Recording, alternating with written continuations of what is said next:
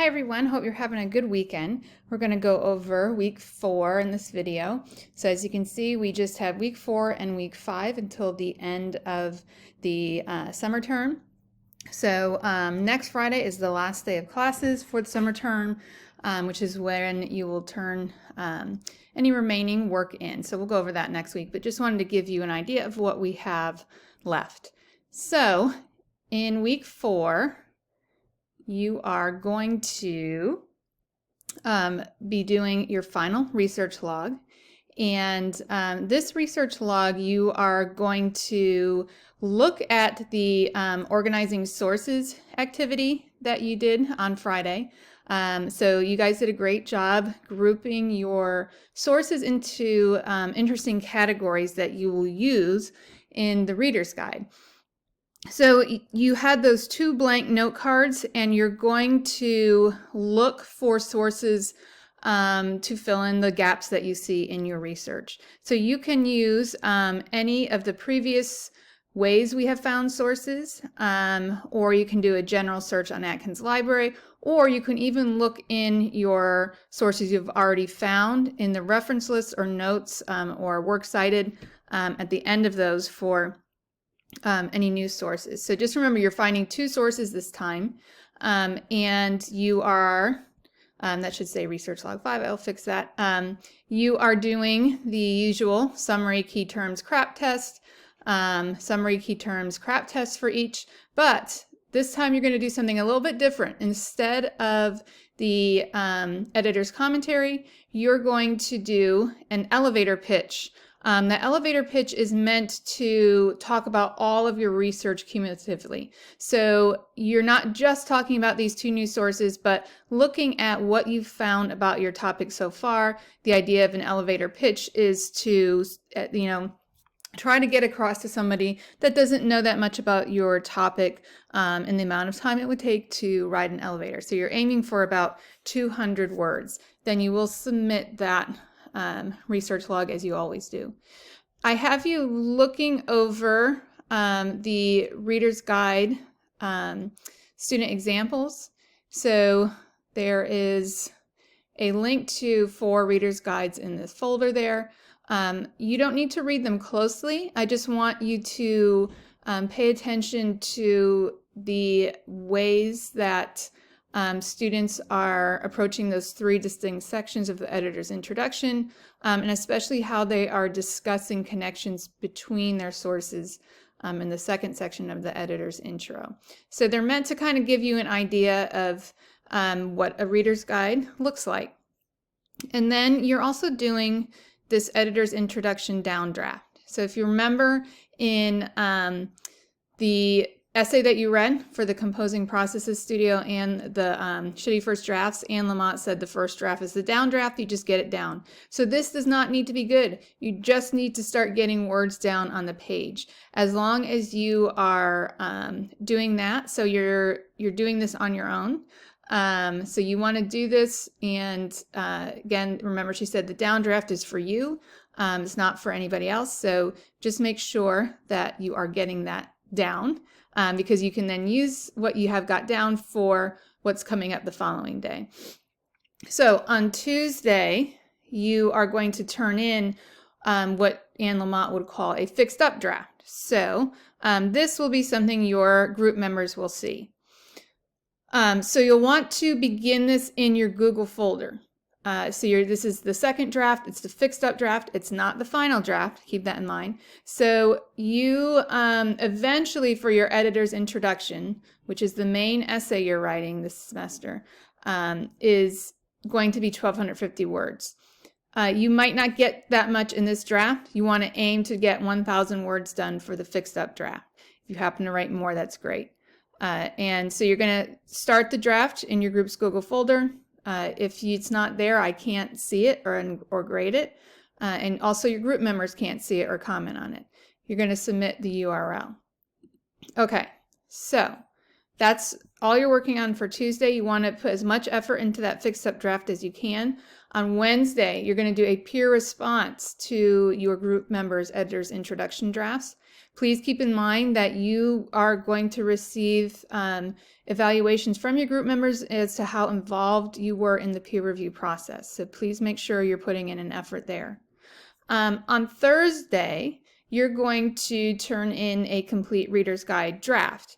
And I also have this checklist here meant to help you kind of a rubric for what each section should have. So I'll go over that in a minute. But the Reader's Guide draft, a lot of the Reader's Guide is already there in your research logs. So much of the Reader's Guide is going to be you moving information from your research logs to the Reader's Guide draft. Okay, so you want to, when you're working on it, open this up.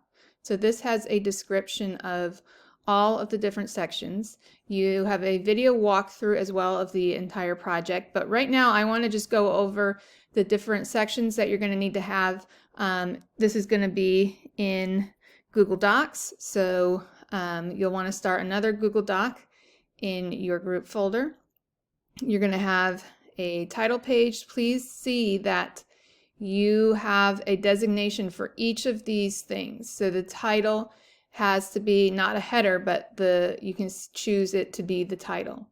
You're going to insert a table of contents, just like you did with your research logs. The table of contents itself, you want to have that as a heading 1. Everything else, all these major sections, you want to designate them as heading 1s, because that will make them, anything you have as a heading will make it show up in your table of contents. Okay, so the new things you're going to be doing are the cover page, this is a short acknowledgement statement. You'll have a draft already done of your editor's intro. You want to have now a more finished draft. So you had the fixed up draft, you'll get feedback from your group, and you want to still continue to revise that draft and include it here. So you have that first section of the editor's intro, which introduces your topic, creates exigence about your topic. The second is a synthesis of your sources and discussion of the categories. So you'll need to talk about your categories and each specific source. So why are they in those categories? How are they connected to each other? What connections do you notice as the editor? What do you want readers to notice? And then the third section is your closing thoughts. So this is you sending your reader into the sources that you've collected, what you want them to notice, and things to point out for them. Then you will have your collection of sources where you're going to have them categorized. You've already created the categories. You already have this information. So this is where you're really moving information from your research log into this collection of sources and putting it in the order that you think works best within those categories. You have your glossary of key terms, which you've already done in your research logs. So you may not include all of your key terms if you find that you don't really need all of them. Generally, people have between 5 to 8 total key terms. So be really picky. What ones do you think are essential that you need? And then you have an About the Editor section, which is a little biography about you. You can write that in either first or third person. There's one more component of the the Reader's Guide, which we will do next week. So don't worry about that right now. So this is what you need to have those sections all started and going to receive credit for that Reader's Guide draft. Okay, so begin that draft in your Google folder and submit the URL. And let me go back to our calendar here. Okay, so this checklist is meant to help you as you're putting together the Reader's Guide. You may not have everything checked off at the moment, but eventually by next week when you turn it in, you will want to have everything checked off. You can take this as many times as you want. If you're not seeing this embedded form, I have a link to the form that you can find it there. But this breaks down in bullet points that you can check off everything that you need for the Reader's Guide. Ignore this for now. We're doing that next week. Okay. And then the final thing that you're doing on Friday is the Digital Design Studio. Okay. And then, over the weekend, if you want to start looking, by the end of the day, Monday, you're going to do a peer response to your group members' Reader's Guide drafts. And we'll start on that final section of the Reader's Guide. Okay, so the final draft of the Reader's Guide is going to be due next Wednesday, the 19th. So just keep up with what we're doing each day, and you will get there.